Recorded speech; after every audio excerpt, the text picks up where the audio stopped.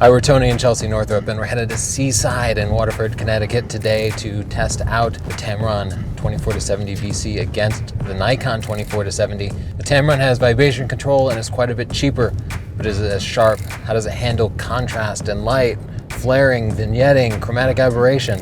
We're going to find out.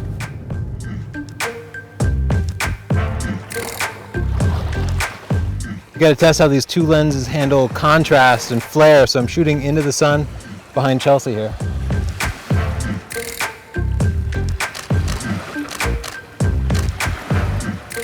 All right, onto the Tamron.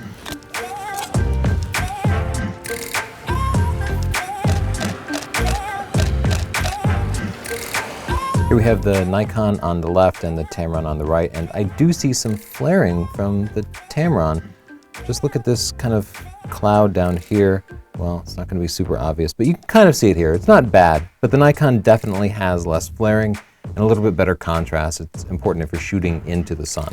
So now we'll get some sample shots of the Asylum here. I'm going to shoot it wide open and then shut it down some to see how sharp each lens is at different settings.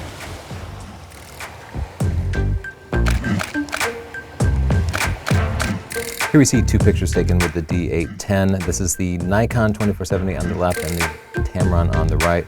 So as we zoom in, even at this zoom level, it's really clear to me that the Nikon is a little bit less sharp when shooting wide open.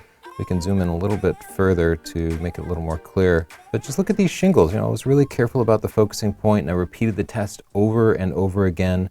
The Nikon just is not as sharp. Also point out, if you just look at the two pictures here, zoomed back, you'll see that the Tamron is a hair brighter, just like a third of a stop or so, but the Tamron is clearly gathering more light, and what that means is the camera's automatic metering system will shoot it at a slightly lower ISO, giving you cleaner images too. Shutting the two lenses down to f8, you can see that the Tamron here is even more noticeably bright. It seems like at lower f-stops, the Nikon gathers even less light, but let's zoom in and check out the sharpness. You know, at f8, I really don't see any difference in sharpness, so I think what we include is the Tamron is sharper wide open, gathers more light at all apertures, but when you shut it down a little bit, the Nikon is about the same.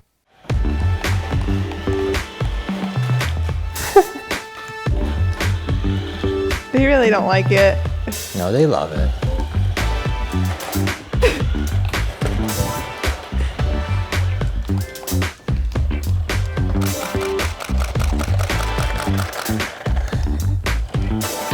This is good because the speed is just regulated, you know, it's the same speed every time. So this is like a super professional test that DxO Mark might want to adopt if they have the star power to get Danny DeVito to come help them.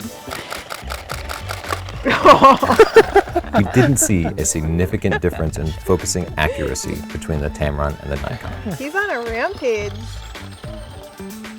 Now I'm going to test the minimum focusing distance. My technique here is to set the lens to manual focus, 70 millimeters, and then all the way to the minimum distance here, and then I'll use my body to focus closer and closer.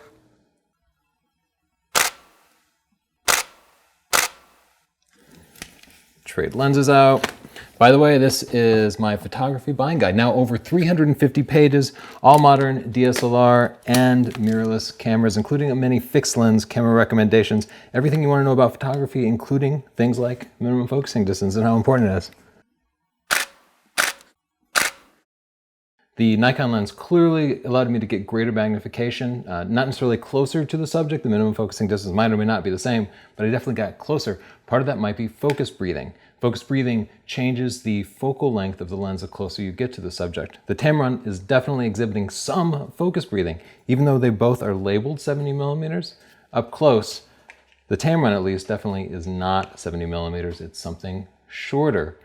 When you change your focusing distance, the optics need to move away from the sensor. It's kind of a basic part of how lenses work. Now, when you move it away, well, you notice the lens itself, when I focus, doesn't actually change size.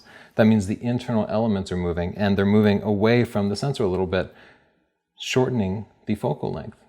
Therefore, the closer you get to a subject, sometimes your lenses aren't as long as you want them to be.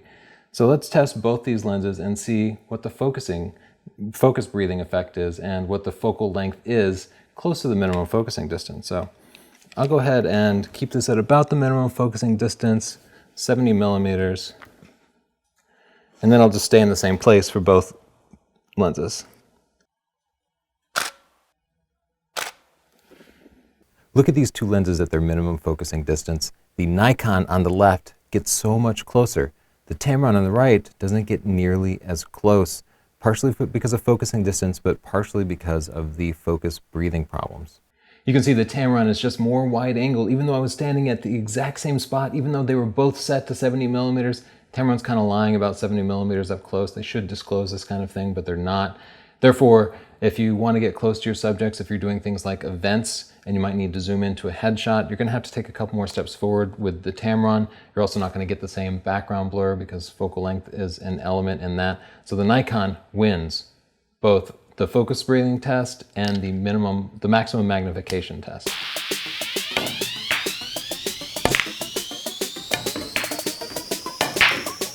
Now for the hand holdability test, I'm going to take pictures at different shutter speeds and see how slow I can get sharp pictures. Basically what percentage of shots turn out sharp at different shutter speeds. We're down here because it's pretty dark. I took 10 pictures at every shutter speed and counted all the images that were sharp, flagging all the sharp images. Here are the statistics. At 1/20th of a second, the Nikon 24-70 got 90%, while the Tamron got 100%. At 1/10th, the Nikon got 80%, the Tamron 90%. At 1/5, the Nikon dropped to only 20%. Still pretty good considering we're breaking the reciprocal rule by so much, but the Tamron got 80%. At 1/2 of a second, I only got 1 out of 10 shots with the Nikon, but I still got 60% shots sharp at half a second with the Tamron. And in fact, I got 60% sharp at 1 second with the Tamron. The vibration reduction in the Tamron worked astoundingly. And if you're working with low light, still life stuff, it's a huge, huge advantage over the Nikon. Thanks so much. If you want to learn more about gear, check out my photography buying guide. Tons and tons of information about every piece of gear. If you want to learn actual photographic technique, take good pictures, what should they read, Chels? Our book, Stunning Digital Photography. And if you got any questions, write a comment, subscribe to see more free videos, click like, please, and don't forget to share. Thanks so much.